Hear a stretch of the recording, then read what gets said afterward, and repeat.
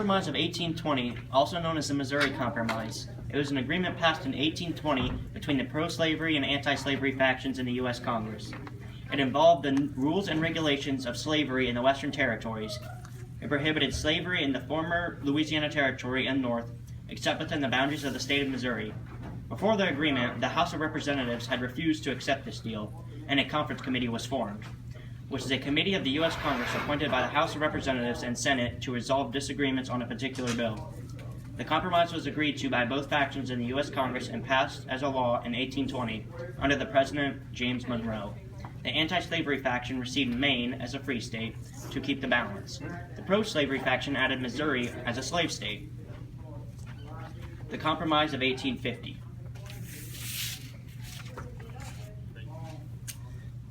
The Compromise of 1850, a dispute between pro-slave and anti-slave states that had to do with the division of the land received during the Mexican-American War.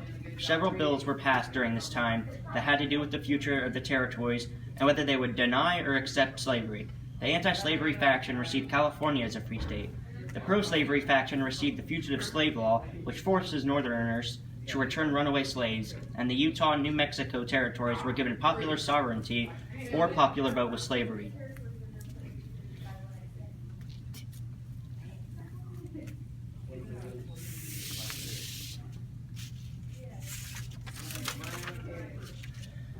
Some of the important people during these times were as follows.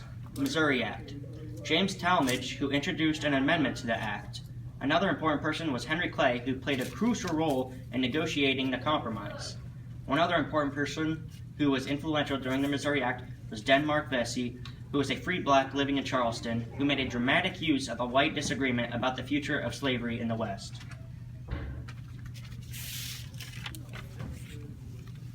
Compromise of 1850.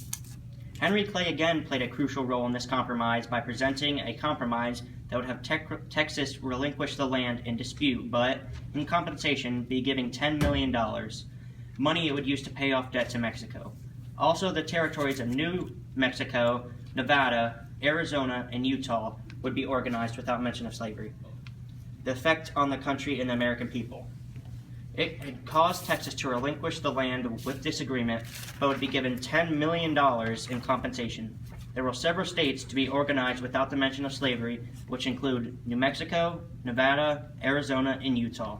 The Fugitive Slave Law required citizens to help with the recovery of fugitive slaves.